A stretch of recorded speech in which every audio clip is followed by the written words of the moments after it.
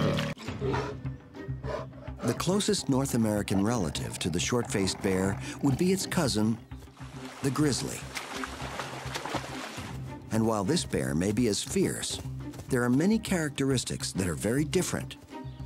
14,000 years ago, the grizzly lived on the same landscape as the short-faced bear, but they weren't competitors.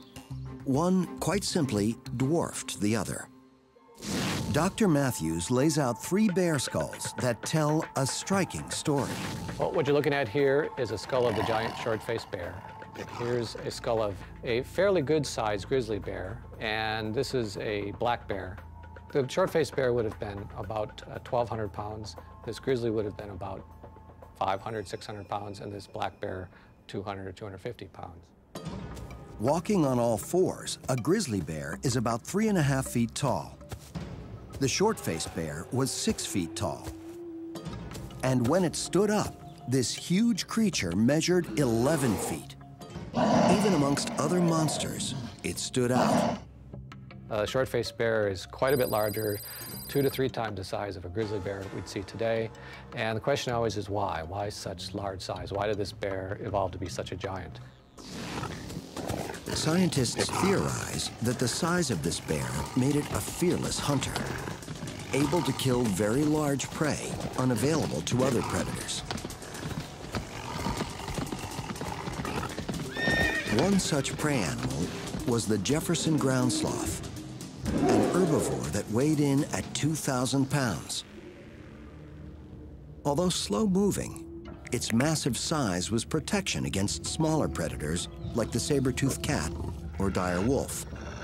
Like today's elephants on the African plains, the sloth's massive size made it difficult to kill. If a sloth was attacked by a short-faced bear, it would use its best defense: sheer bulk. You can visualize the sloth rising up on its hind legs to make itself appear bigger and more impressive to chase off a predator. The sloth outweighed the bear by more than 800 pounds. But once the bear stood up, they were nearly the same height.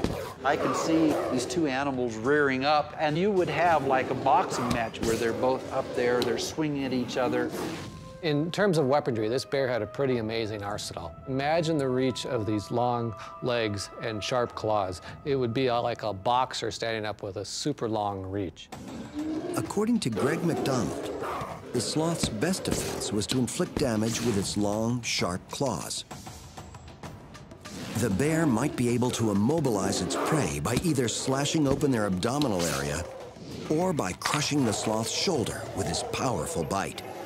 When you think of how powerful its jaw was, it would have created a lot of force that could certainly, if it got a hold of an animal's limb, would break it very quickly with the jaw muscles. With his shoulder broken, the sloth would be defenseless.